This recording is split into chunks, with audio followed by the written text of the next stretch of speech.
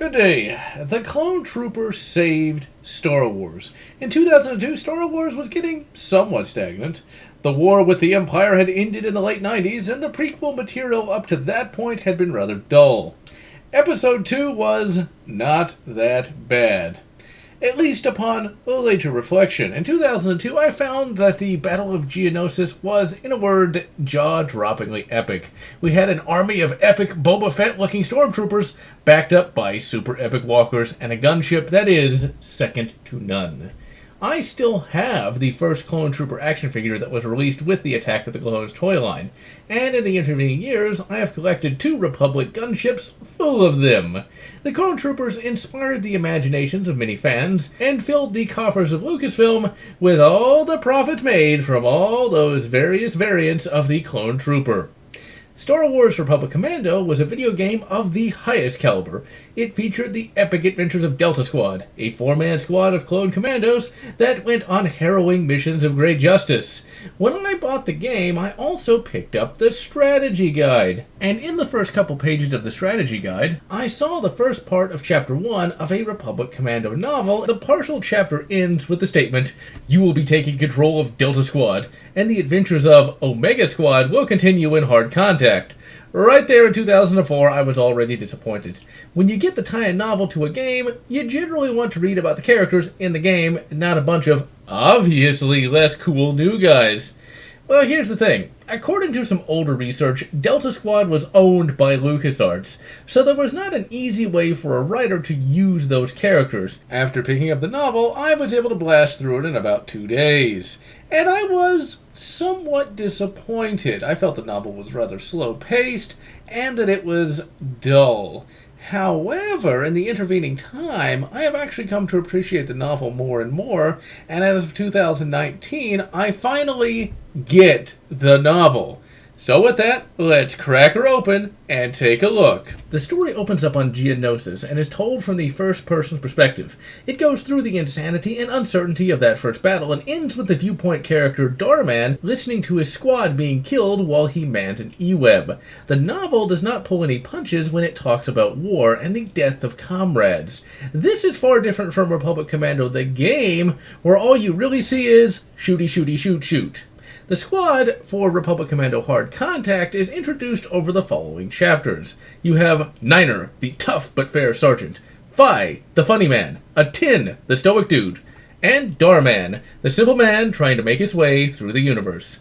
They are tasked with infiltrating a separatist base in order to stop the Seps from creating a virus that will wipe out all of the clones.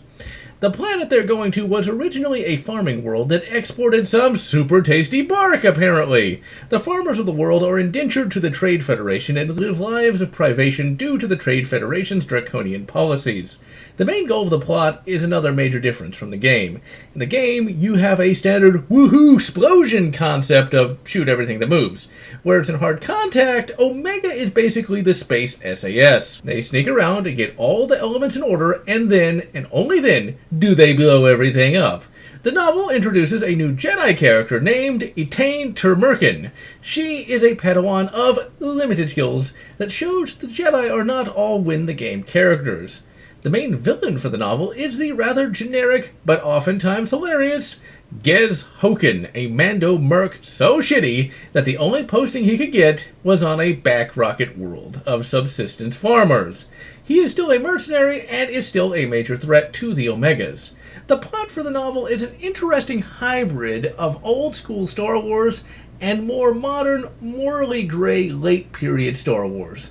The villain and concept are pure old school. You got an evil merc that is oppressing the population, a desperate mission to destroy a potential superweapon. The characters and the way the plot is resolved is pure late period. The plot shows just how frightening and difficult a mission like this actually is. Sure, in the old days, Luke and company would have wrapped this up in a chapter, but for the Commandos, every day is a nightmare, and they live in fear of making one final fatal mistake.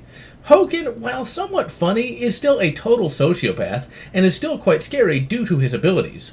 The novel also shows in full detail what the clones feel about being clones. They are human first and foremost, and even though they have been indoctrinated, they still know what they are and what they have been created for, and they are still psychologically scarred by their training. The novel also gets across the concept that the men of Omega Squad are brothers. The landing does not go as planned, and Darman gets separated from the squad. The squad does not just shrug their shoulders and move on, rather they agonizing over the missing Darman, and when they get reunited, you get hit right in the proverbial feels when Atton gives Darman a man hug. All of the Omegas are fleshed out, and all four are quite endearing, and you really come to care about them as the novel progresses.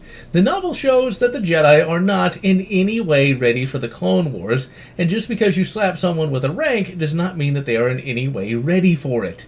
When Darman is separated from his mates, he meets Attain, and initially Attain mistakes him for Hoken and attacks him. Attain is untrained to a degree, and is scared, and is completely stomped by Darman. The Jedi are powerful, but they are not Supermen, and they can still be taken down by means other than Force. Attain's interactions with Darman are nothing short of amazing, are some of the best writing in this novel as a whole, and her interactions with Omega Squad are also quite endearing as well. This novel is also much more slower paced than the game, and it is much more of a character study than it is an action novel, and that is likely why as a teen I didn't enjoy it as much as I do today. If you want something that's action-packed, this ain't it. And really, if you look at the rest of the Republic Commando series as a whole, that also isn't altogether that action-packed.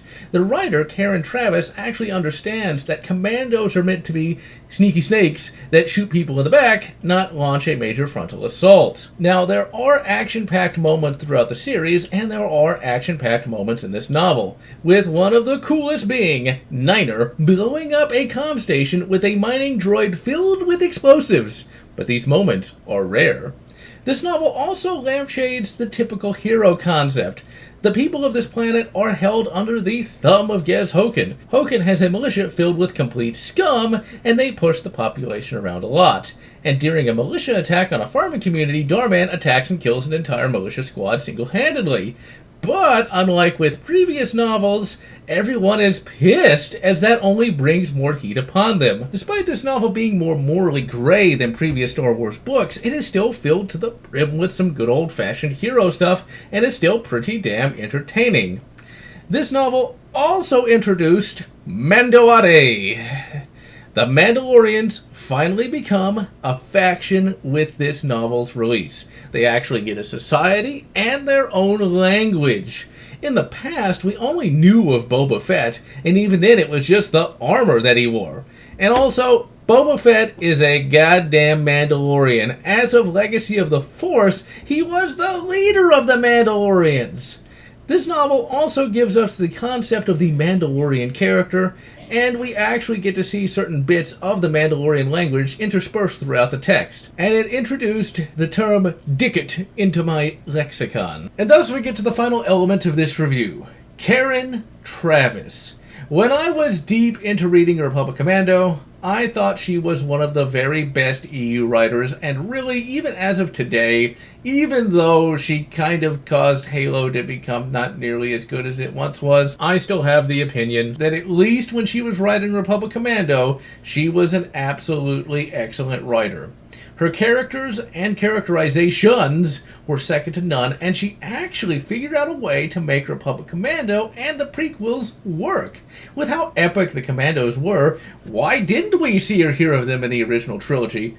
Well, Karen Traviss has them be sneaky, and has them basically be background characters in the greater Star Wars universe, so it makes sense that they would slip through the cracks and be overshadowed by the likes of Obi-Wan and Anakin, and thus 20 years later they are completely forgotten. Hard Contact is a novel that in many respects stands on its own. It is much less dark than the other novels in the series, and the Omegas themselves are much less beaten down than they would become in the later books.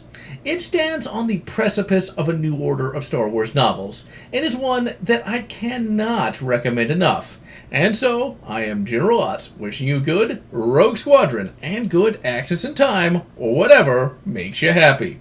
If you enjoyed this video, please consider subscribing, and if you can, please consider supporting me on Patreon so that I can continue bringing you this awesome content.